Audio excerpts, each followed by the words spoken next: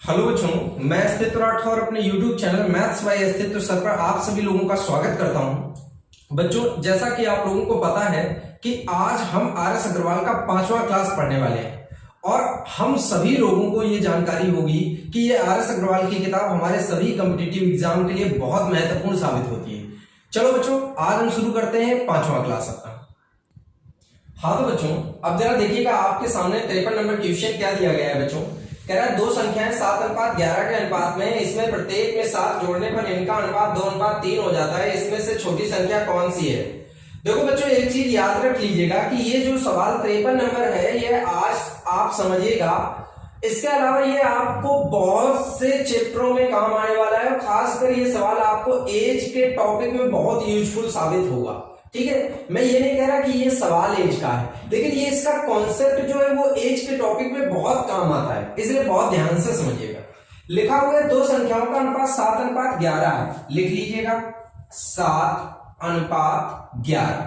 इन्होंने कहा प्रत्येक संख्या में 7 जोड़ने पर अनुपात 2:3 हो जाता है। मतलब दोनों तरफ 7 जोड़ा जाएगा, इसमें भी 7 जोड़ेंगे, इसमें भी 7 जोड़ेंगे और कह रहे 7 जोड़ने के अनुपात जोड़ने के बाद अनुपात जो हो जाता है वो 2:3 हो जाता है। अब मेरे बच्चों, कई लोग तो यहाँ पे इसी बात से कंफ्यूज हो जाते हैं। वो कहते हैं सर कि यहाँ पे जब 7 जोड़ा गया, यहाँ पे 7 जोड़ा गया तो ये ऑटोमेटिक कम कैसे हो गया?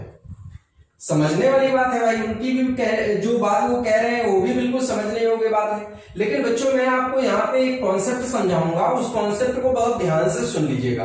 अगर आप ऐसे सवालों को बिना एक्स वाई के लगाना चाहते हो तो आप बहुत अच्छा कॉन्सेप्ट समझिएगा गौर से। याद रखना, दो संख्याओं के अनुपात में, जब दो संख्याओं के अनुपात में कभी कुछ जोड़ा जाए या कभी कुछ घटाया जाए तो याद रखना सब बदलेगा, सब बदलेगा, लेकिन उन दोनों संख्याओं का अंतर नहीं बदलेगा। क्या नहीं बदलेगा बच्चों? अंतर नहीं बदलेगा। मेरी बात को दोबारा सुन लो। जब भी कभी अनुपातिक सवालों में कुछ भी जोड़ा जाए या कुछ भी घटाया जाए तो याद सिर्फ इतना रखना है कि सब बदलेगा लेकिन उन दोनों का अंतर नहीं बदलेगा। चलो चेक करते हैं बच्चों। अगर आप यहाँ पे चेक करेंगे तो आप यहाँ पे चेक करने में देखिएगा, देख पा रहे होंगे कि यहाँ पर बच्चों आपको 7 और 11 का अंतर मिल रहा है 4 और यहाँ पर 2 और 3 का अंतर मिल रहा है 1। जबकि नियम क्या कहता है कि अंतर नहीं बदलना चाहिए, लेकिन यहाँ पे अंतर बच्चों बदल गया। और जो चीज बदलनी नहीं चाहिए अगर वो बदल जाए तो सबसे पहले उसको बराबर करो। तो बराबर करने के लिए बच्चों हमको क्या करना पड़ेगा? यहाँ पर बच्चों हमें 4 से गुणा करना पड़ेगा। याद रखो, यहाँ पे गुणा किया है तो यहाँ पे भी करोगे और यहाँ पे भी करोगे। अब गौर कर लो, अब बड़े ध्यान से देखो। ये देखो बच्चों 8 बन गया है और ये बच्चों आपका 12 बन गया है। आप गौर करिएगा, अब जरा ध्यान दीजिएगा। ये बताओ, ऊपर इस संख्या की वैल्यू थी कितनी? 7। कितनी हो गई? 8। कितनी बढ़ी? 1 बढ़ी। ठीक, यहां पे चाहो तो चेक कर सकते हो। यहां पे संख्या की वैल्यू क्या थी? 11। कितनी हो गई? 12। बच्चों कितनी बढ़ी? 1 बढ़ी। आप चाहे इधर से लगा लो चाहे इधर से लगा लो, क्योंकि दोनों तरफ समान ही जोड़ा है आपने। अब देखिएगा, यहां पर आप देखेंगे तो 1 की वैल्यू बच्चों कितनी बन गई? 7। 1 की वैल्यू 7 बनी क्योंकि आपके हिसाब से मान 1 बढ़ रहा है, रियलिटी में 7 जोड़ा गया है तो 1 की वैल्यू कितनी आई? 7। इन्होंने पूछा है छोटी संख्या। ये बताओ छोटी संख्या यहाँ पे क्या है? 7। तो 1 की वैल्यू 7 है तो बताओ बच्चों 7 की वैल्यू कितनी आएगी? 49। तो ये हो गया आंसर आपका। किस तरीके से आप सवाल को लगाएंगे ये आपको समझ में आ गया होगा। बहुत इंपॉर्टेंट सवाल है, आपके एग्जाम के लिए बहुत महत्वपूर्ण है। मैं जानता हूं थोड़ा सा आपको समझने में दिक्कत आ सकती है, लेकिन आप थोड़ा सा प्रयास करेंगे तो अच्छी तरीके से ये कॉन्सेप्ट आपको क्लियर हो जाएगा। ठीक है बच्चों, अब चलो हम अगला सवाल देखते हैं। ये तो बेहद आसान प्रश्न है बच्चों। इन्होंने कहा है कि दो संख्याएं 1:3 के अनुपात में है, इनका योगफल 240 है, तो इनका अंतर पूछा गया है। अब जरा आप गौर करिएगा, संख्याओं का अनुपात बच्चों दिया गया है 1:3। ठीक, अच्छा जरा आप लोग मेरे को एक बात बताओ, यहां पर आपके हिसाब से इन दोनों का योग कितना बन रहा है? 1 और 3 का योग बच्चों बन रहा होगा कितना? 4। ठीक, योग आपका 4 बन रहा है। अच्छा ये बताओ बच्चों, यहां पर इन दोनों संख्याओं का अंतर कितना बन रहा है? तो आपको अंतर कितना मिला? 2 मिला। मतलब योग 4 बन रहा है और अंतर 2 बन रहा है। ये बताओ तुम्हारे इस 4 की वैल्यू यहां पर देखो कितनी दी है? 240। तो बच्चों 4 की वैल्यू 240, सॉल्व करो, 4 6 24, 1 की वैल्यू कितनी आई? 60। 1 की वैल्यू बच्चों 60 मिली। आपको बताना है अंतर, 60 दूनी 120।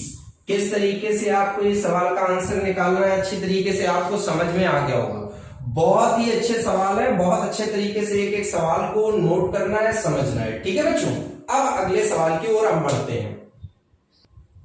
हाँ तो बच्चों अब देखिएगा अगला क्वेश्चन हम जरा यहाँ पर देखते हैं। अगला क्वेश्चन जो आपके सामने है वो यहाँ पर 55 और 56 नंबर प्रश्न आ गए हैं। अब जरा इन 55 और 56 नंबर प्रश्नों को अच्छी तरीके से आप देख लीजिएगा, जरा गौर करिएगा कैसे ये सॉल्व होंगे। भैया जी अब आपको कॉन्सेप्ट समझने में बड़ा ही मजा आने वाला है, बहुत ध्यान से समझिएगा।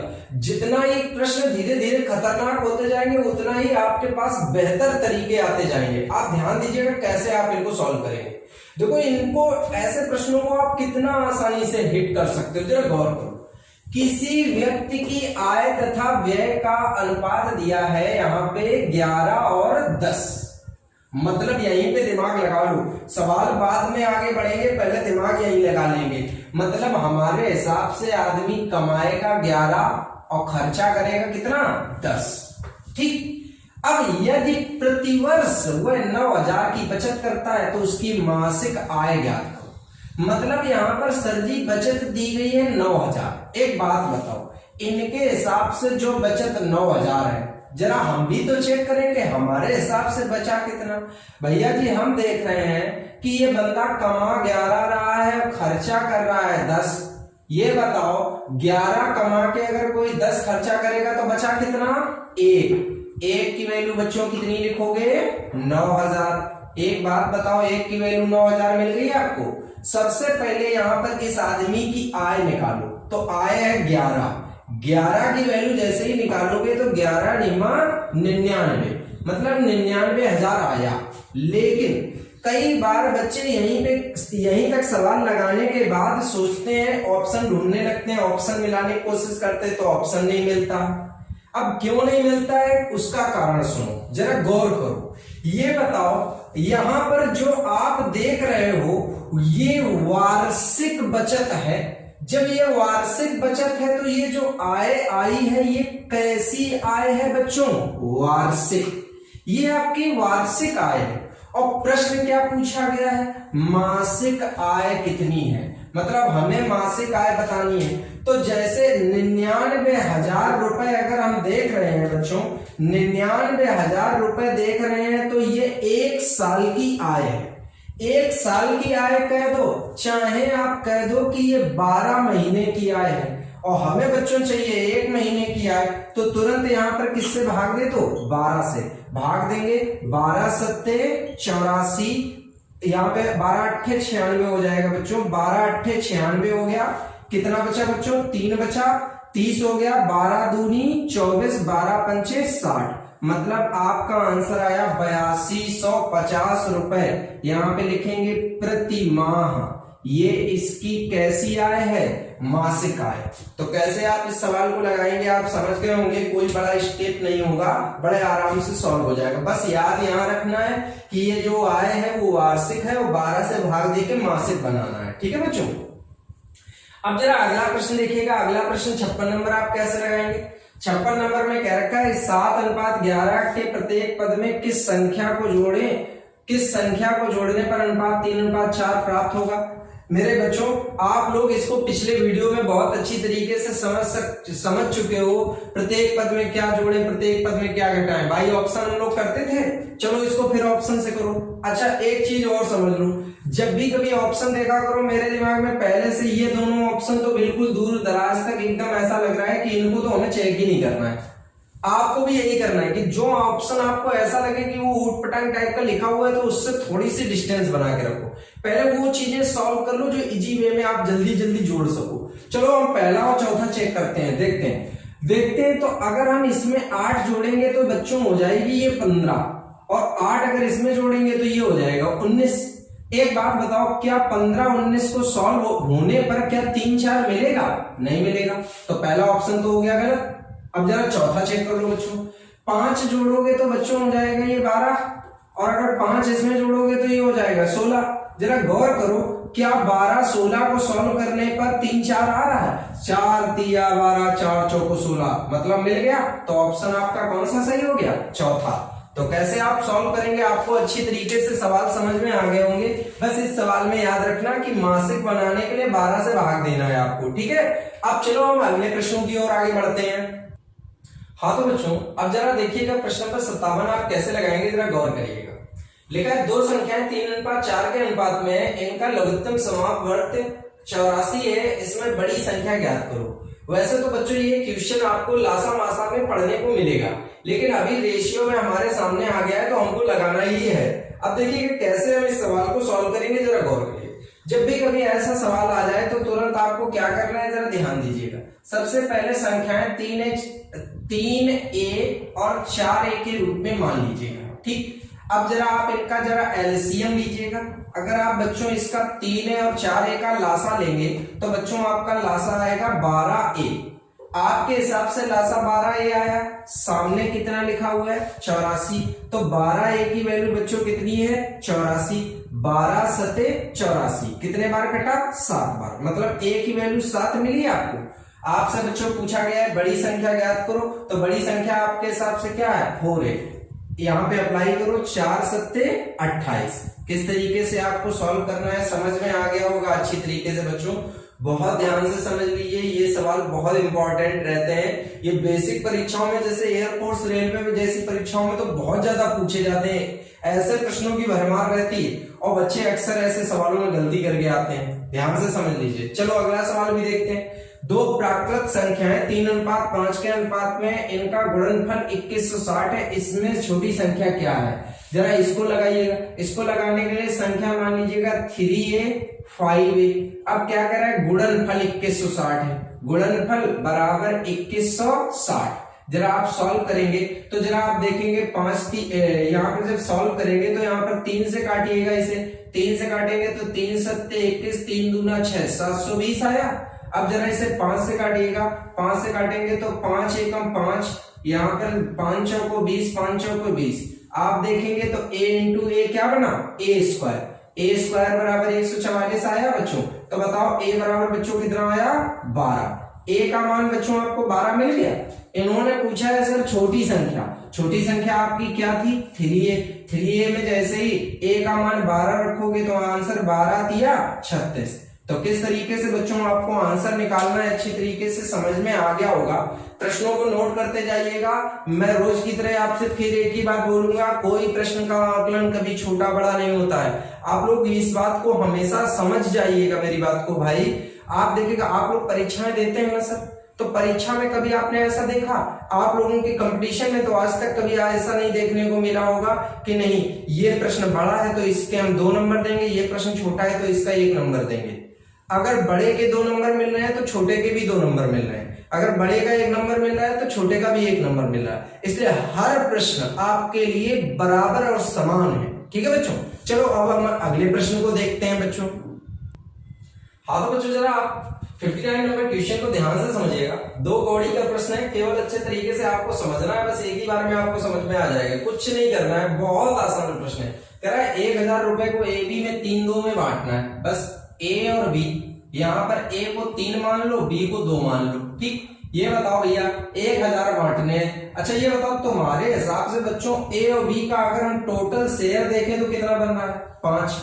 तुम्हारे हिसाब से टोटल 5 है और इनके हिसाब से टोटल 1000 है, तो 5 की वैल्यू तुरंत यहाँ पर 1000 रखो बच्चों। जैसे ही 5 की वैल्यू 1000 आई तो बताओ बच्चों 1 की वैल्यू कितनी बनी? 200। अब बच्चों 1 की वैल्यू 200 आ गई। आपसे पूछा गया किसका हिस्सा? ए का हिस्सा, तो 3 दूना 600। 600 हमारा क्या हो गया? आंसर। कैसे आप सॉल्व करेंगे आपको अच्छी तरीके से सवाल समझ में आ गया होगा, ठीक है बच्चों। जरा प्रश्न नंबर 60 देखिएगा। 60 नंबर क्वेश्चन क्या है? कुछ नहीं बेटा, ऐसे प्रश्न हमेशा तुमको लैंग्वेज में उलझाने की कोशिश करते हैं। आप लोगों को उलझना नहीं है, इनकी भाषा को सीधा कर देना है। ये जो भी टेढ़ा मेढ़ा लिखे आपको वो सीधा ही समझना है, ठीक है ना बच्चों। जैसे बोल रहे हैं ए बी तथा सी में 1050 रुपए बांटने हैं, ठीक। मेरे दिमाग में चपक गया कि 1050 रुपए का यार बंटवारा करना है मेरे को, ठीक।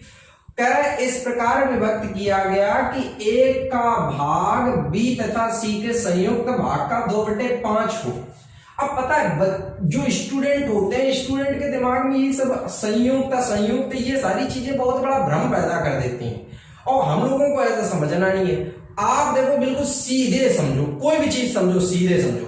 कह रहा है ए का भाग बी तथा सी के संयुक्त भाग का 2/5 है। हम इसको अपनी भाषा में बोले ए का हिस्सा बीसी का 2/5 है। मतलब समझना, ए का हिस्सा बीसी का 2/5 है। कहने का मतलब समझो, जब ए 2 होगा तो बीसी 5 होगा। दोबारा से समझा रहा हूं, समझ लो। ए का भाग बी तथा सी के संयुक्त भाग का 2/5 है। मतलब ए आपका 2 होगा और बीसी कितना होगा, 5 होगा। कैसे तोड़ना है समझ में आया होगा आपको, बहुत अच्छी तरीके से समझ लीजिएगा। अब यहां पर देखिएगा, आपके हिसाब से ए बी सी का अगर हम टोटल शेयर देखें तो कितना बना, 7 बना। आपके हिसाब से बच्चों 7 बन रहा है। यहां पर देखो 7 की वैल्यू दी गई है 1050। चलो 7 से काटो, 7 से काटोगे, 7 से कटेगा 7 एकम 7, 7 पना 35, मतलब 150 बार कट गया। एक की वैल्यू बच्चों 150 आ गई। आपसे बेटा पूछा गया ए को कितने मिलेंगे, ये बताओ। यहाँ पे ए को कितने मिल रहे हैं, 2। जब बेटा एक की वैल्यू 150 तो 2 की वैल्यू कितनी आई, 300, और ये हमारा हो गया आंसर। कैसे आपको ये सवाल लगाना है अच्छी तरीके से समझ गए होंगे। मेन ये लाइन आपको अच्छी तरीके से सीखनी है, बस यही लाइन आपको सवाल में परेशान कर सकती है। ए का भाग बी तथा सी के संयुक्त भाग का 2/5 है। ए 2 होगा, बी सी 5 होगा। जब आगे और आप हमसे ऐसे ही सवाल पढ़ते जाएंगे ना, तो आपको ये सारी चीजें लिखने में कभी दिक्कत नहीं आएगी। आप पूरी एक्सरसाइज रेशियो की कंप्लीट तो करिएगा सर, देखिएगा कभी आपको ऐसे सवालों को लिखने में कोई भी दिक्कत नहीं आने वाली, तुरंत हर चीज एकदम क्लियर हो जाएगी। चलो बच्चों, अब हम अगले प्रश्नों की ओर आगे बढ़ते हैं। हाँ तो बच्चों चलो आप अगले क्वेश्चन को देखते हैं। अगले क्वेश्चन किस तरीके से लगाएंगे। ऐसे प्रश्न जिनमें आप लोगों को बहुत डर लगता है या सवाल लगाने में आप इनमें बहुत गलती करते हैं, ऐसे सवालों को कैसे लगाया जाता है। मैंने बताया कि जैसे जैसे हम एक्सरसाइज में आगे बढ़ रहे हैं, हम लोगों के लिए कठिनाइयां बढ़ रही हैं, लेकिन याद रखिएगा ये कठिनाइयों का आपको बड़ा आसान रास्ता मैं बताने वाला हूं। इसलिए बड़े ध्यान से एक एक सवाल को देखिएगा, एक एक सवाल का सॉल्यूशन बहुत ध्यान से समझना है बच्चों। देखिएगा जैसा कि 61 नंबर क्वेश्चन में दे रखा है कि एक धनराशि को एबीसीडी में क्रमशः 3, 4, 9, 10 के अनुपात में विभक्त किया जाता है। सी का भाग बी के भाग से 2580 अधिक है, तो ए तथा डी की कुल राशि ज्ञात करो। बड़े आराम से लिख लो। ये ए बी सी डी 4 बंदे हैं, पैसे लिखो इनके क्या है, 3:4:9:10। देखो सबसे पहले तो एक चीज समझ लो, मैथ अगर आपको सीखनी है तो सबसे पहले अपने दिमाग से डर हटाना पड़ेगा। अगर आपके दिमाग से डर नहीं हटा तो ये समझ लो फिर मैथ समझना तो इम्पॉसिबल हो जाएगा। अरे यार सोच लो, सवाल चाहे जितना बड़ा हो वो लगेगा जरूर, चाहे जितना कठिन हो। मैथ में ये वाला टेंशन नहीं होता है कि नहीं ये यार लगेगा नहीं, लगेगा जरूर, लेकिन बस आपको पेशेंस रखना है, धैर्य रखना है अपने अंदर। अगर आप चीजों को धैर्यपूर्वक समझते जाएंगे बड़ा मजा आएगा, और डरना बिल्कुल नहीं है। ध्यान से समझो, हर चीज आसान है। एक चीज समझ लो, मैथ में जिसको आता है उसके लिए हर चीज आसान हो जाती है, और जिसको नहीं आता उसके लिए कठिन हो जाती है। तो हम लोग क्या कर रहे हैं, सीख रहे हैं सर। और जब आप सीख जाएंगे तो यही चीजें आप लोगों के लिए आसान हो जाएंगी। समझ गए ना मेरी बात को। अब देखो क्या बोला है इन्होंने, का सी का भाग बी के भाग से अधिक है। पहले तो तुम यहाँ पे तुरंत चेक करो, यहाँ पे इन्होंने कहा सी का भाग बी के भाग से 2580 अधिक है।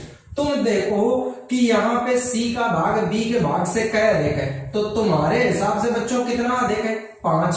तो 5 की वैल्यू आप देखोगे तो कितना आएगी, 2580। लिख लीजिएगा 2580, ठीक। अब इन्होंने पूछा ए और डी का हिस्सा। ये बताओ ए और डी का टोटल हिस्सा अगर देखोगे तो ए और डी का हिस्सा बन रहा होगा बच्चों यहाँ पे कितना, 13, ठीक। तो यहाँ पर देखो हमें 13 की वैल्यू चाहिए, तो पहले तो इसको सिंप्लीफाई कर लो ना बेटा।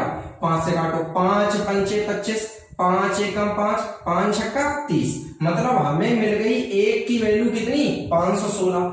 अब हमें बच्चों किसकी वैल्यू चाहिए 13 की, तो 13 की वैल्यू निकालने के लिए यहाँ पर 13 का गुणा होगा। भाई एक की वैल्यू 516, 13 की वैल्यू 13 गुनी होगी तो गुणा करो। 13 छह 78 का कितना आया 8 आया। आपके पास कितना बच गया 7। 13 एकम 13 7 कितना हो गया 20, 20 का कितना 0 बचा कितना 2। 13 बचे 65 और 2 67, आंसर हो गया। ये देखिएगा किस तरीके से आपको आंसर निकालना है, कहीं कोई दिक्कत आई? बड़े आसान तरीके से आप चीजों को सॉल्व कर सकते हो, बस आपको सही कैलकुलेशन और सही मेथड का इस्तेमाल करना है। ठीक है बच्चों, चलो ये सवाल तो चलो ठीक है, कोई दिक्कत नहीं, इसमें तो मोस्टली बच्चे लगा लेंगे, लेकिन इस सवाल में तो बहुत से लोग घबरा जाते हैं। ठीक है, जिनको मैथ थोड़ी बहुत आती होती है वो भी गलतियां कर बैठते हैं ऐसे सवालों में। चलो सॉल्व करते हैं, कैसे सॉल्व करेंगे जरा गौर करो। इन्होंने कहा 1655 रुपए 90 पैसे को अमित विपिन चंद्रा के बीच बांटना है। तो पहले तो आपको एक चीज समझानी है, जरा गौर करो। 1655 रुपए 90 पैसे को आप लिखोगे कैसे? देखो 1655.9 कैसे लिखेंगे, समझ आया? ये पैसे में इसलिए 0.9। ठीक, अब देखो क्या कह रखा है आगे, इन्होंने बोला है कि बांटना किस प्रकार है वो तो सुनो। अमित को मिलने वाले 2 रुपए पर विपिन को 3 मिलते हैं। तो ये देखो अमित, ये देखो विपिन। ठीक, अमित को 2, विपिन को कितने 3 मिले। अब आगे कह रहा है विपिन को मिलने वाले प्रति 4 रुपए पर चंद्रा को 3 मिले। ठीक, अब देखो विपिन को मिल रहे हैं 4 और चंद्रा को मिल रहे हैं कितने 3। एक बात मेरी समझो आप लोग, यहां पर दोनों प्रकार के रेशियो में अगर आप देख रहे हो तो कौन सा आदमी कॉमन है? विपिन कॉमन है ऊपर और नीचे। तो विपिन देखो यहाँ पे यार 3 दिख रहा है, विपिन यहाँ पे 4 दिख रहा है। पहले इसको बराबर करो, तो बराबर करने के लिए बच्चों इसमें 4 का गुणा करना पड़ेगा और इसमें 3 का, समझ गए ना? तो 4 का गुणा इसमें भी कर लो और यहां पर भी बच्चों किसका गुणा कर लो 3 का। अब सबका रेशियो अच्छी तरीके से लिखो, यहां पर अमित विपिन चंद्रा, चलो सबको सेट कर देते हैं। अमित देखो कितना हो गया 8 हो गया, विपिन यहाँ पे भी चाहे देख लो, चाहे यहाँ पे देख लो कितना बन रहा है 12 बन रहा है, चंद्रा कितना बन रहा है 9। ये बताओ बच्चों हमें यहाँ पे रेशियो कितना मिला 8 12 9। ठीक, अब ये बताओ हमारे हिसाब से अमित विपिन और चंद्रा का अमाउंट जोड़ो। 8 और 12 20 और 20 और 9 29। बच्चों यहां पर आप देखोगे तो 29 की वैल्यू आपको यहां पर दी गई है 1655.9। सिंप्लीफाई कर लो, सिंप्लीफाई करोगे तो 29 से चलो काटो इसे, 29 से काटोगे तो 29 पंचे 145, देखो 145। ठीक, बचेगा कितना 20, 20 बचते ही 205 हो गया, 205 से भाग देंगे 29 सत्ते 203। अब कितना बचा यहाँ पर, कितना बचा बच्चों 2 बचा, 2 बचा 29 हो गया, दशमलव लगा 29 एकम 29। तो बताओ बच्चों एक की वैल्यू आपको कितनी मिली 57.1। एक बात बताइए भैया, अमित का भाग पूछा गया है, ये बताओ तुम्हारे हिसाब से अमित का भाग कितना है 8। 8 की वैल्यू निकालिएगा, जैसे ही 8 की वैल्यू निकालेंगे तो 8 एकम 8, यहाँ पे 8 सत्ते 56 का 6, 8 पंचे 40 और 5 45, मतलब आपका आंसर आया यहाँ पे कितना 456.8।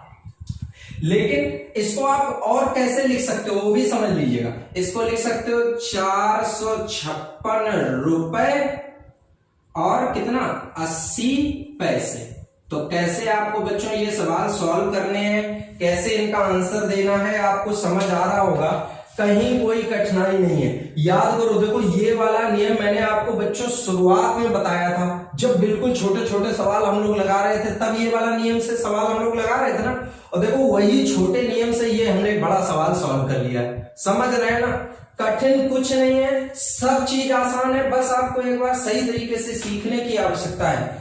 बस मेहनत करके हर चीज तैयार करते जाओ, बस लगातार आपको हमारे साथ जुड़ के रहना है।